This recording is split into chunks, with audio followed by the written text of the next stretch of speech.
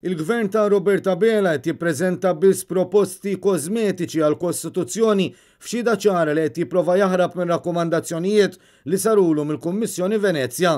Hekk iddikjarat l-Għaqda tas-Soċjetà Ċivili Repubblika f'konferenza tal-aħbarijiet virtwali li matula kien ippreżentat dokument bil-pożizzjoni tagħha dwar ir-riforma kostituzzjonali. Il-kellima ta' Repubblika appellaw lill-Gvern biex jagħmel konsultazzjoni wiesa mas-soċjetà ċivili kollha kemm hi.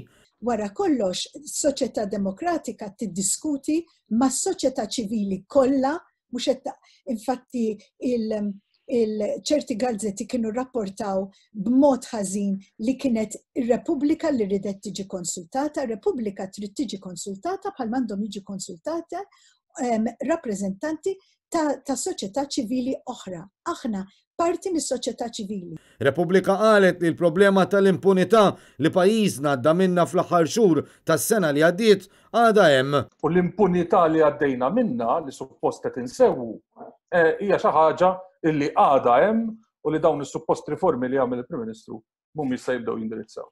Bħala eżempju, saret referenza għall-għażla tal-Kummissarju l-ġdid tal-Pulizija b'Repubblika jtenni li l-Prim Ministru Bela xorta żamm fideh l-għażla finali għat-tmexxija fil-korp.